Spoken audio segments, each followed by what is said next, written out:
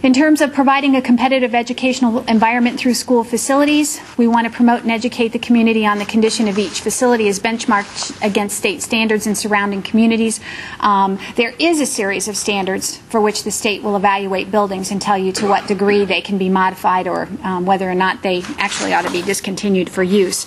So we want to get that information back in front of the community because we think that that's critical as a starting point for looking at a facilities plan.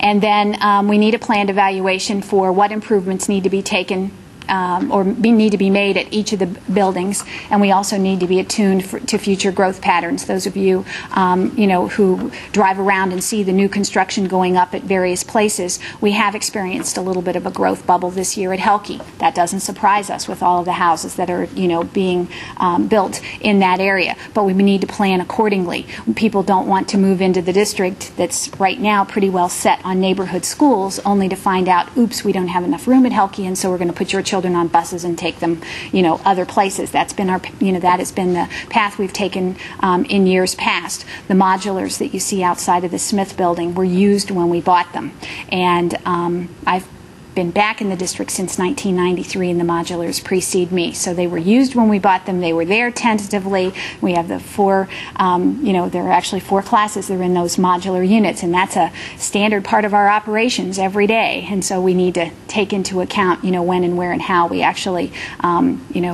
discontinue the use of those modulars, as well as, obviously, our issues and concerns with Morton Middle School. And the technology will be a part of the facilities plan. Number 4, I'll speak briefly here, evaluate the future viability of a high school as a high school or a middle school facility. Recommended within the plan, but perhaps not in the detail that you have in front of you, are 3 possible scenarios.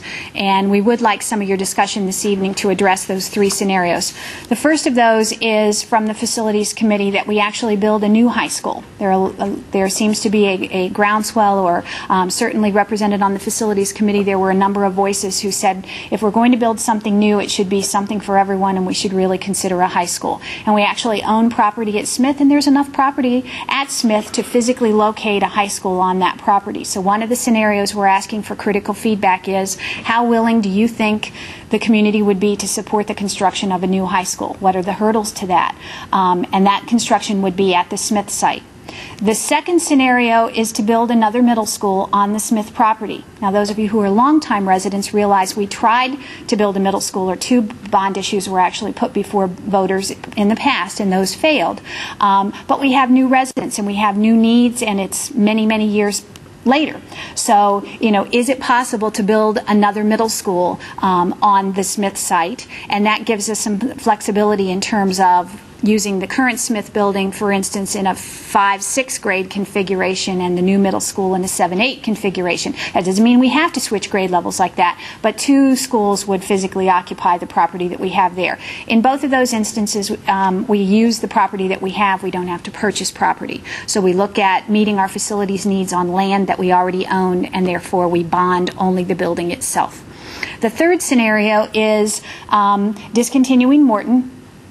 And in discontinuing Morton, we look for a new site. And one of the opportunities that we have that was not available to us when we looked at a bond issue in the past is the city is very much interested in looking at different type of streetscaping, economic development in downtown Vandalia. And so they have purchased property at the corner of Stone Quarry and Peters. That's property we were interested in before. And they would be interested in, we don't have dollar amounts to give you tonight, but they would be interested in a land swap for a small piece of that property. For the Morton site. So again, it wouldn't require us to purchase all of the property. We would work with the city collaboratively for a very small portion of the property there for a single middle school.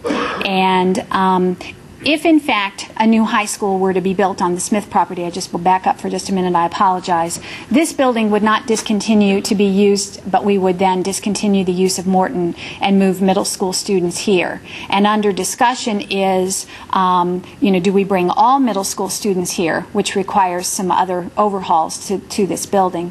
And again, that we wouldn't educationally in this day and age, building a mega middle school with over 1,000 students in it doesn't make good educational sense. But it does make good educational sense if you can look at a 5-6 wing or a 7-8 wing, or maybe this building becomes just Morton and we adjust our boundary lines just enough to capture 100 students or so that we can discontinue the use of the modulars at Smith, and the high school becomes Morton, but Morton becomes a little bit bigger of a middle school than what Smith is. In the years that we've had both middle schools, they have tended to run about the same size. At the worst case, they were 60 students different. But, so those are the three scenario options. A new high school at the Smith site, this building becomes a middle school, and then obviously there are some other questions that come along with that, and you'll raise those, I'm sure, shortly. A middle school, new construction on the Smith site, or a new middle school constructed at a site that we arrive at later, whether it's the site that the city is willing to work with us on, or a different site. If the community says we just don't like that site, we want somewhere else, we would have to look obviously somewhere else.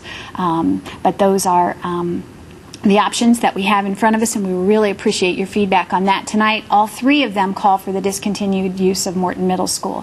It has just outlasted its ability for us to be able to provide all that we will need to be able to provide in terms of the requirements, both technology, I mentioned before, just even safety issues. It's not that the building's unsafe. We do a really good job of making sure the staff is trained. If anybody's in the hall and shouldn't be there, we're meeting them and escorting them to the office, et cetera, et cetera.